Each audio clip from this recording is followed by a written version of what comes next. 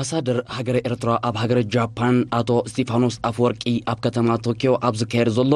ሻምፒዮን አትሌቲክስ ዓለም ንትሳተፍ ዘላ ሀገራዊ ጋንታ አትሌቲክስ ኤርትራ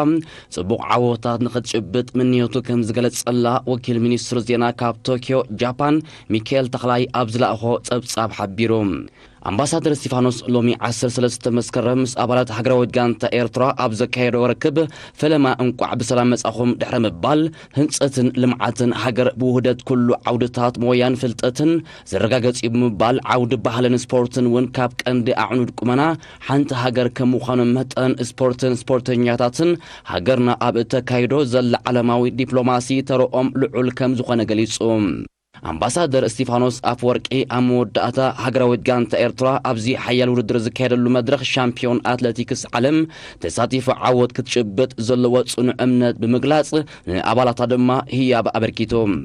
ኣሰልጠንትን ኣባላትን ሀገራዊ ጋንታ አትሌቲክስ ኤርትራ ብወገኖም ነዚ ውድድር እዚ ዝበቅዕ ልዑል ምድላውን ልምምድን ከም ዘካየዱ ብምሕባር ህዝብን መንግስትን ንዝሃቦም ሞራልን ደገፍን ብምምስጋን ዓወት ንምጭባጥ ዝከኣሎም ከም ዝጽዕሩ ኣረጋጊጾም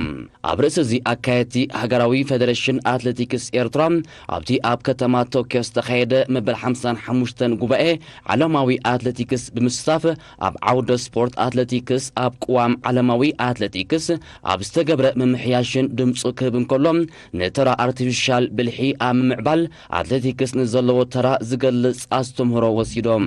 ጾታ ሃገራዊ ጋንታ አትሌቲክስ ኤርትራ 14 መስከረም ኦሎምፒካዊት አትሌት ዶልሺ ተስፉ ኣብ ናይ ደቂ ኣንስትዮ ማራቶን ኦሎምፒካዊ አትሌት መርሃዊ መብራቱ ድማ ኣብ ናይ 10,000 ሜትሮ ናይ ውሽጢ ሜዳ ውድድር ዝጅምር ኮይኑ 15 መስከረም ኦሎምፒካውያን አትሌታት ሳምሶም ኣማረ ዕቁቦ ክብሮም ዓብደሎም ከሰተ ተሳትፍዎ ናይ ደቂ ተባዕትዮ ማራቶን 17 መስከረም ድማ ኣብ ናይ 5,000 ሜትሮ ናይ መጻሪ ናይ ውሽጢ ሜዳ ውድድር ብኣትሌት ሳይሞን ተስፋ ገርግሽ ውድድራ ከተካይድ እያ ጽቡቕ ዕድል ንኣባላት ሃገራዊ ጋንታ አትሌቲክስ ኤርትራ